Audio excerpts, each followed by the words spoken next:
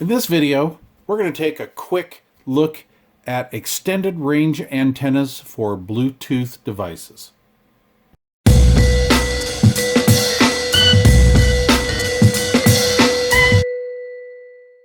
just want to start this video off by basically saying that I am not a professional, I'm not an antenna engineer, I am a radio hobbyist, so I do have a slight grasp of how RF works and how it's transmitted and received in various forms and different antenna designs. And so I've had the Micast Extreme long range antenna for quite a while, and I've been using it on and off in various tests with devices that have SMA capability, SMA connectors on the back, so you can like screw them on and try different antennas versus say something like this, which is fixed and it will never come off. Okay, so when I do my range tests, in fact, gosh, where's my little RTX2? Anyway, I have an old school Micast transmitter that I use a lot for my radio room. I rebroadcast radio throughout the house to various speakers, and so over the last couple years, I've found that some devices work better than others. Now I'm talking for transmitter wise. So basically where you use one of these units to transmit a signal to an external speaker or headphones, okay? So I thought this would be kind of fun to show you guys. All right, so there's a few different antenna designs. Basically you have a quarter wave antenna, and a quarter wavelength antenna for about 2.4 gigahertz, give or take a little bit, is about 1.25 inches. It's a little over 1.25 inches. So in my opinion, and I'm not an engineer in this, okay, I'm just kind of a layman here. In my opinion, this is about the proper length for a Wi-Fi / Bluetooth antenna. They're the same frequency. Okay, so this is about 1.25 inches. Okay, then you have this would be like a quarter wave. Okay, then you have like what they would call, or what I would call in the radio gig, a half wave. This would be this length doubled. Okay, so this is a pretty common antenna. By the way, these get good performance, and honestly, I don't notice and I'm talking in real world, I don't notice much of a difference between this quarter wave versus this half wave. Honestly, I think at this point, possibly, unless you were in a laboratory type situation, I think this is just eye candy, because, you know, one would think, oh, wow, look at that. That's kind of a wimpy antenna, and that's like a really gnarly one. And if that's gnarly, then this has got to be just totally awesome, right? Just ruthless signal. Well, that's not generally the way it goes in the real world. So let's start off with what we call a trace antenna. This is a Bluetooth receiver. This is a, what is this? This is a JL Audio Bluetooth receiver. And I just had this laying around here. And this is what you call a trace antenna. And I hope the camera is getting it. So this is basically the Bluetooth device here. And this is the little antenna, which all folded out should equal roughly around 1.25 inches. Okay, this is the Bluetooth chipset. This is how it sends and receives the signal, blah, blah, blah. But this is actually the Bluetooth transmitter right here. And add another IC or two or another flea-sized component, and you'd have a Bluetooth transmitter and receiver. But this is the antenna, okay? So you've got this, which is hidden inside an enclosure or hidden inside something like, let's use this as an example. So we would have something like this buried in here, okay? And, you know, Bluetooth 4.2 and Bluetooth 5.0 and 5.1, you're going to get, you know, a fairly decent range with that.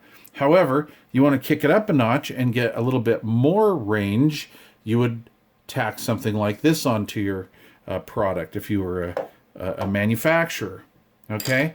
And what I like is Bluetooth devices that come like this, where you can actually take the factory, the OEM antenna off, which I believe, let's see, this one came with this, okay? And then you could get like a SMA extension, right? And what you do is you put like this end on here, I'm not going to spend much time doing this. I don't want to bore you. And then like this would go on here. And you're like, well, why would I really want to do that? Because it already has the antenna that screws on the bottom. What I like about having this type of setup is you could put your receiver or your transmitter in your audio rack and hide it.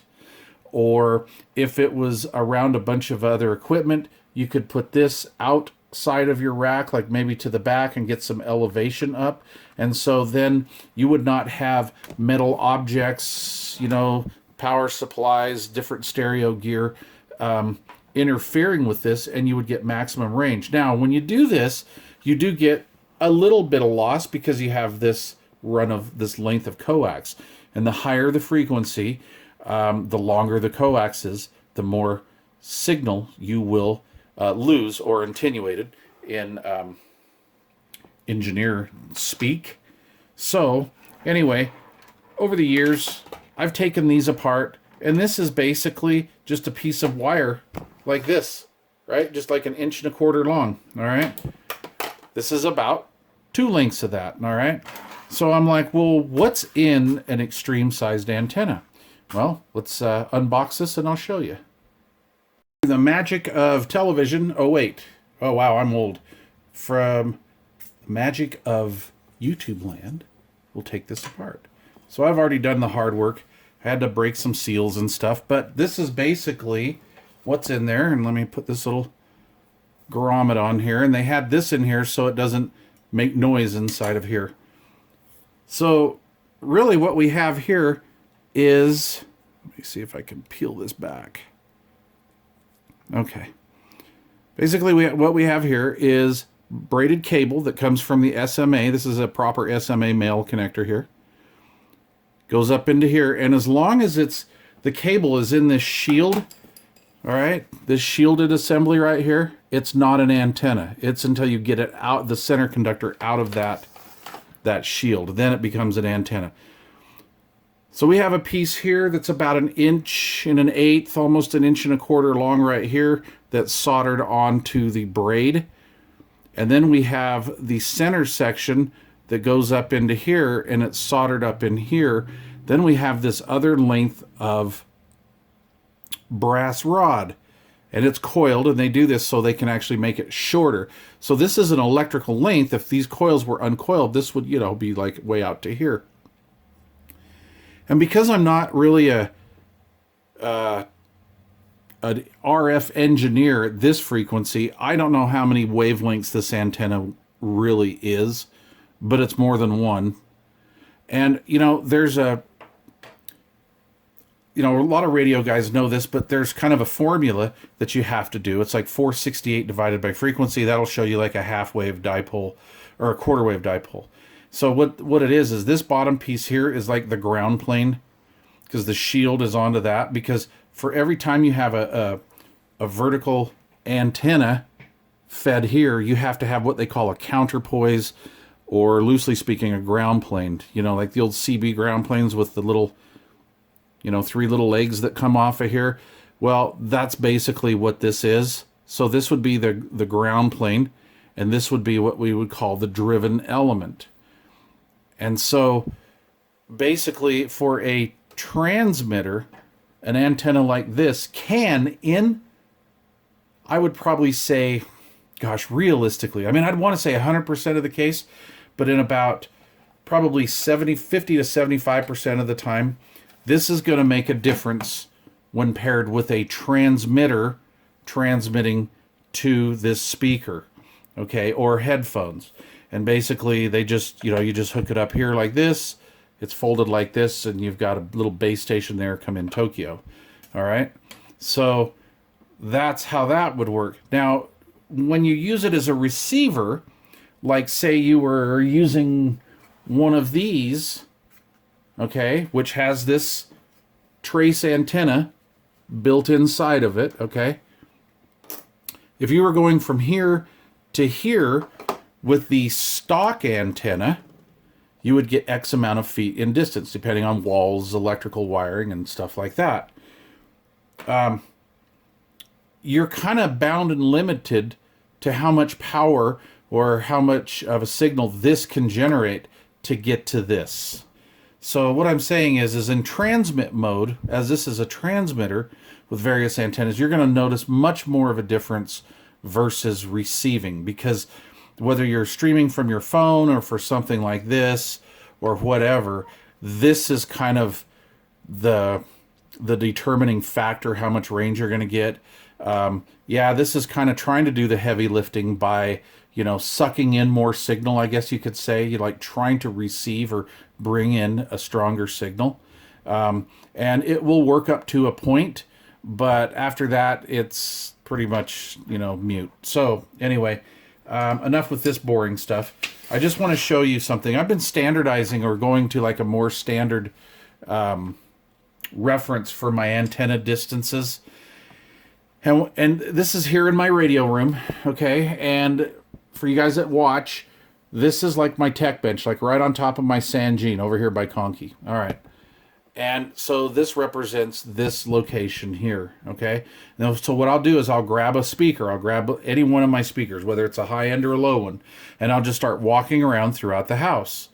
And what I have determined when I'm using this half wave style of a dipole, okay? And I purposely use like this speaker, honestly, because it's not the best receiving speaker I have. So it's a little muted. And so this makes my tests really easy for me. So what I have found that when using just a standard basic antenna, I can come out here through most of the house, and that includes all of this too, but remember, we're going for distance. It'll start cutting out just on the inside of my fireplace. And this is a brick wall. This is like a firewall because I have a garage. Then I have a brick fireplace, and this can, at this frequency, mute out a little bit of the signal. So my speaker will cut out once in a while, right about in here, and of course way over in here with the standard antenna. Now, if I use this longer or more high gain antenna, then my range will come out here further, and I can go about 20 feet past this brick wall here in my house. So it does make a difference on a few different transmitters. Now, on some of my cheaper transmitters, when I use this external or this longer length external antenna, it doesn't give me much more range and length. However, it won't blank out here like the stock one will. So maybe I'll only get out to about here, or maybe I'll only get to here with the external antenna. However, it's not blanking out in these areas like the stock one does. So, what am I trying to say? Yeah, sometimes they work, sometimes they don't. Quite honestly, in the real world, it can be a crapshoot. You can be getting interference with like overhead fluorescent lighting, LED lighting in your ceilings, various wiring components, your 110 volt outlet wiring and stuff will interfere with these frequencies, as well as your Wi-Fi router in your house.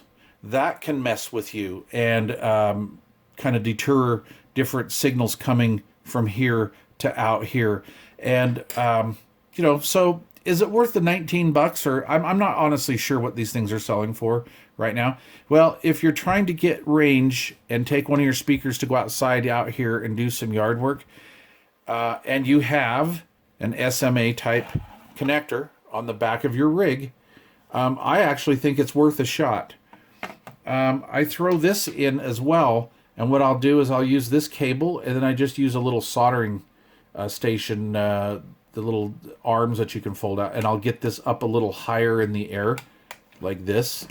So I'll go from like here and bring it up, and I've actually like pinned it up there in my window, and this extended antenna will actually allow me to go further out into the yard and enjoy it out there. So anyway, thanks for watching. I'm sure this was incredibly boring for some of you. You probably already switched it off by now, so you haven't even made it this far. However, for people that want to know and want to experiment, I kind of am trying to do this footwork for you. I'm having a blast doing it. All right, you guys, please leave a thumbs up. It helps the channel. And if you have not already subscribed, please think about doing so. I'd greatly appreciate it. And I'll leave links to some of this below. Not necessarily for you to buy, because I mean, it does help the channel. I get a little bit of profit, a little bit of commission from Dr. Evil, which comes out of his pocket, not yours. But it just helps out. And I appreciate you guys supporting this channel. All right. Thank you.